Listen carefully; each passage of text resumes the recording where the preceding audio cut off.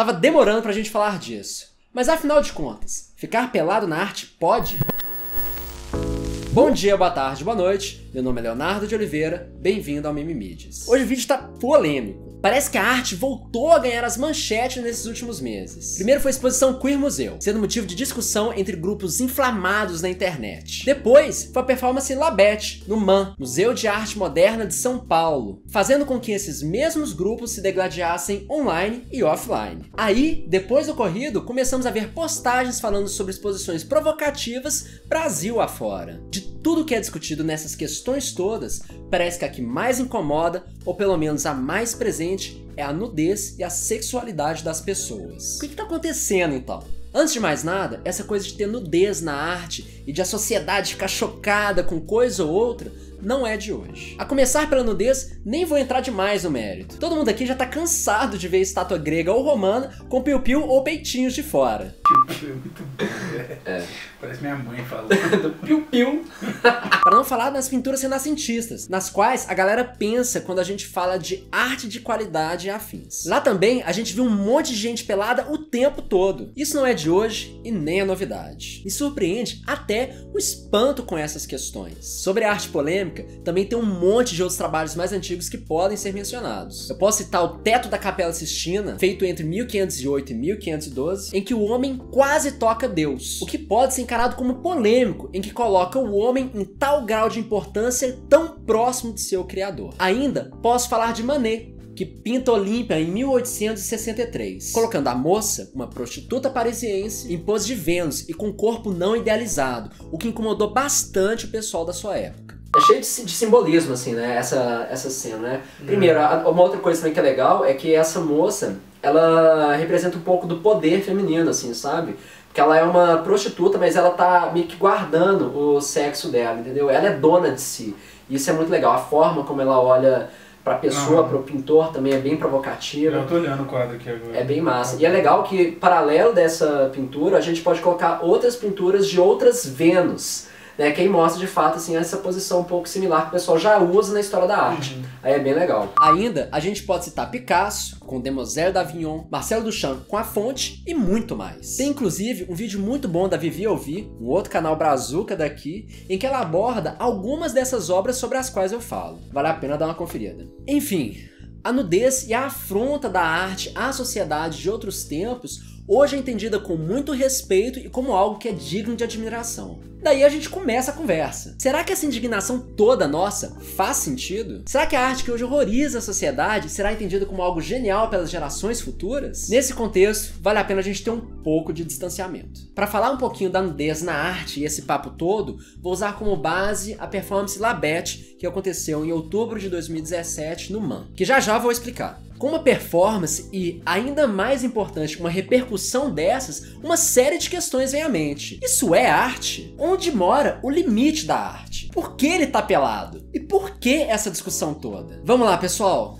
Não dá pra responder tudo, mas a gente vai trabalhar um pouquinho dessa discussão nesse vídeo. Pra quem não sabe, o trabalho Labete de Wagner Schwartz foi a performance de abertura do 35º Panorama da Arte Brasileira no MAM. A exposição, com o tema Brasil por Multiplicação, visa dar uma visão geral sobre o que acontece na arte hoje, de diferentes origens e diferentes espaços Brasil afora. A obra de Wagner, por sua vez, se tratava de uma performance, situação em que meio que o artista interpreta sua obra ao vivo. Nessa obra, ele se colocava nu à disposição das pessoas que passavam pelo museu. Em conversa com a obra Bichos, de outra artista brasileira, Lígia Clark, o artista permitia que o visitante pegasse seu corpo e o posicionasse da maneira como bem entendesse. Que é a mesma coisa que os visitantes das exposições dos bichos podem fazer, né? Exatamente. Os bichos são esculturas manuseáveis. Que aí o pessoal pode pegar, deixar lá e deixar a sua impressão e interpretação sobre o trabalho, é bem legal. Foi uma obra interativa que foi colocada à mostra para os visitantes por tempo limitado e a um grupo seleto de pessoas. Daí começou a confusão. Apesar do museu deixar bem clara a natureza e conteúdo da obra, crianças foram levadas até o local e, no final das contas, acabaram por interagir com o homem nu. E por interagir, não foi pegar no pipiu, foi pegar no pé. Nisso, a internet ficou maluca e a galera que ficou um pouco mais impressionada com o acontecido começou a gritar a respeito. Inclusive, o pessoal chegou até a fazer protestos no museu, o que deu bastante confusão. Entendo perfeitamente a preocupação com a saúde e bem-estar de nossas crianças. Mas, sinceramente, sabe o que é isso? Isso é a mais pura desinformação e falta de distanciamento para reflexão. É parte do mesmo sensacionalismo, distorções e incredulidade jogados em cima das obras de arte lá do passado que hoje nós reverenciamos. Vamos lá! Para começo de conversa, só para esclarecer, a obra em questão não é um trabalho sobre crianças que tocam um homem nu, mas sobre um homem nu que se coloca à mercê do público e sua interação. O fato das crianças estarem presentes no momento é meramente incidental e não faz parte da obra original. Agora, o fato das crianças estarem ali ainda é motivo de discussão. Mesmo o espaço estando sinalizado a respeito do conteúdo da exposição e das crianças estarem nessa situação acompanhadas pela mãe, acho que a parte mais importante é a compreensão de que a obra não é de teor erótico. Não há sexualização das partes, mas a exposição do corpo enquanto um objeto sensível e em interação com o público. Não vou entrar tanto no significado dessa obra para não me delongar demais, mas a abordagem tem muito mais a ver com o corpo cotidiano e lúdico do que com sexo e erotização. Pois é, pedofilia é uma coisa muito séria que tem que ser discutida, inclusive. E assim, não é legal, né? Se tivesse uma arte de fato com conotação pedófila e tudo mais, isso não seria bacana. Mas esse não é o caso, né? Inclusive, assim, é bom ressaltar. Não, e o que a gente tá querendo ressaltar aqui é justamente isso, de que As o combate pessoas- ao que de fato é pedofilia, Não tipo acontece. pornografia infantil, não acontece, porque o termo mais buscado na pornografia infantil é novinha, por E o exemplo. motivo pelo qual as pessoas olham para aquela criança encostando no pé daquele homem dentro de um museu e pensam em pedofilia é porque elas estão enxergando o que elas são. Elas não estão enxergando o que aconteceu, elas não estão enxergando o que o cara tá fazendo, elas estão enxergando na criança um objeto sexual e na nudez uma questão sexual, que é a única forma que elas conseguem enxergar o mundo. Que não é... Que é uma Pois coisa é. que a arte ajuda a Vai gente, falar um né? pouquinho, né?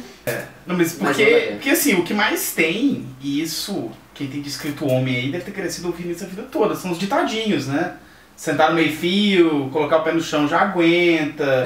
Comer um cachorro quente Sozinho já aguenta. E um cachorro quente não é tipo um mega sanduíche, né? Tipo, viu o penta já aguenta. Agora. Mas ela, tipo, eu ouvia ela, sei lá, 4, 5, 6 anos atrás, enfim. E é isso, e, tipo, frequentemente isso sai da boca das mesmas pessoas. Então, É engraçado, né? Olha só, quem fala isso tem um discurso super moralizador, muitas vezes, né? Assim, nossa, não pode e tal, na hora que aparece, assim, né? Quando não é ele falando. É o segundo marido da sua tia, né? Que falava isso e que tá agora horrorizado com o homem pelado no museu. É bem tipo isso. É bem Segundo, tipo isso. né? Pô, gente. O mais engraçado é notar que a nudez sempre incomoda. Esse incômodo que nós temos com nossos próprios corpos. Até mesmo o clipe Famous de Kanye West, sobre o qual eu fiz o meu primeiro vídeo aqui no canal, sofreu críticas com a nudez e a mensagem veiculada em sua narrativa. É uma visão muito estreita falar que isso não pode. É um moralismo barato e meio sem sentido. A nudez é a condição primeira de um corpo, e é um esforço muito fútil tentar apagar isso de nossa realidade e discussões contemporâneas. Sabe? Na verdade, estamos todos pelados debaixo de nossas roupas. Ninguém aqui nasceu vestido. E além disso, todo mundo tem que lidar diariamente com sua nudez. A nudez não é algo de outro mundo. O nu não é necessariamente erótico. O nu é a forma primária do corpo humano. A pessoa que fala que o homem nu não pode se apresentar no museu parte do mesmo princípio da pessoa que fala que a mulher de saia curta e decote é responsável por tudo aquilo que sofre na rua. Parte do mesmo princípio da pessoa que fala que a mãe não pode amamentar sua criança em público. Da pessoa que não entende que o corpo nu não necessariamente fala de sexo,